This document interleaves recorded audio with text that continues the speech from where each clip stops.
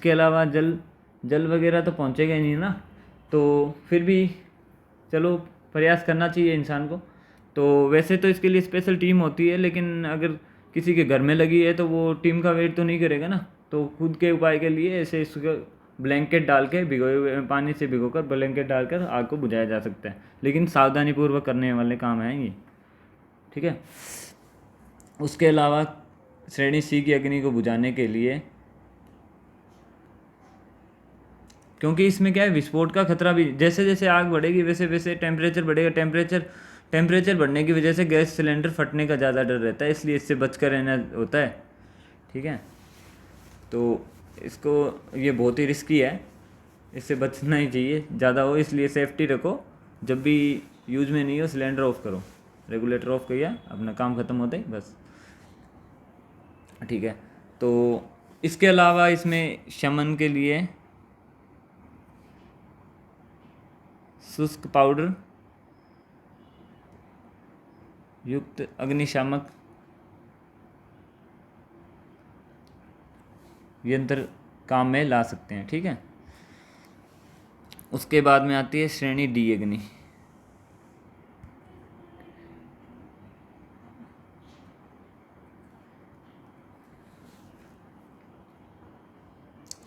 श्रेणी डी अग्नि कौन सी होती है? ज्वलनशील धातुओं में। अब आप बोलोगे ज्वलनशील धातु कौन सी होती है?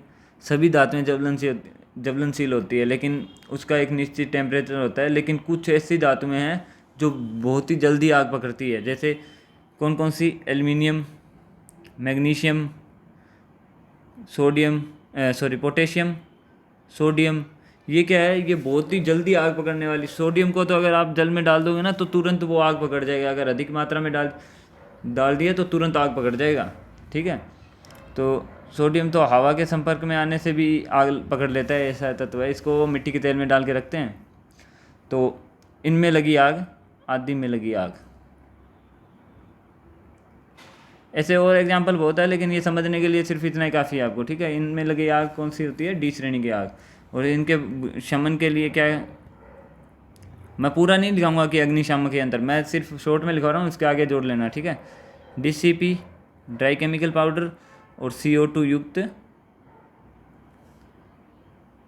अग्निशामक यंत्र, ठीक है दोस्तों। एक चीज़ ध्यान रखना, जैसे कोई भी चीज़ पढ़ रहे हो उसके मैक्सिमम हिंदी के साथ साथ इंग्लिश के भी वर्ड पढ़ना याद रखना ज़रूरी है, ठीक है।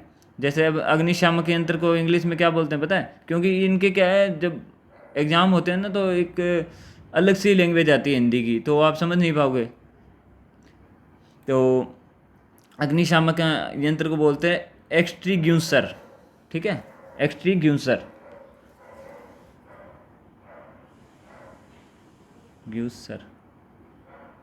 एक्सटिंग्विशर बोलते हैं इसको। ये इंग्लिश वर्ड भी आप इसका याद रख लेना, ठीक है।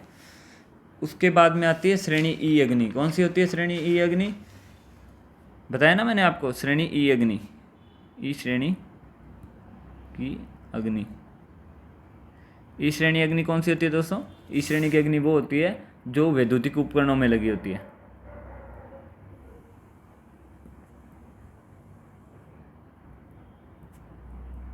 मोस्ट चीज़ है, यहाँ नोट करके लिख लेना चाहिए। जल का प्रयोग क्या है?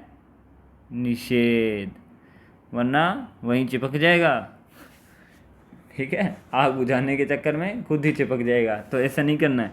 तो जल का प्रयोग यहाँ हमेशा ध्यान रखना है। दो अग्नि मैंने बताई, एक तो बी श्रेणी की और एक ये ई श्रेणी की, जो वैद्युतिक उपकरणों में लगी आग और द्रवों में लगी आग। हाँ, कभी भी जल का प्रयोग नहीं करना, ठीक है।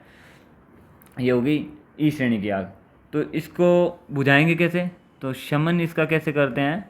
इसके शमन के लिए DCP पाउडर यूज कर सकते हैं, CO2 युक्त कर सकते हैं, और CTC एक यंत्र आता है, कार्बन टेट्रा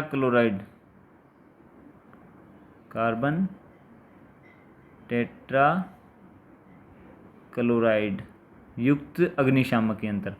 प्लस में एक होता है, प्लस में हेलोन नामक अग्निशामक यंत्र, ठीक है दोस्तों। तो ये होगी आपकी अग्नि। तो आज दोस्तों मैं थोड़ा डिस्टर्ब हो गया, इसलिए मैं आज इतनी क्लास लूँगा। तो इतना आप एक बार कवर कर लीजिए और इसको एक बार देख लीजिए जल्दी से। सॉरी,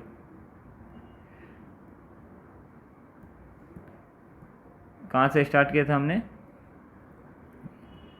ये देखो यहाँ से स्टार्ट किया था, विद्युत का धारा के मान पढ़ने। ये जल्दी से एक बार देख लीजिए आप, ठीक है?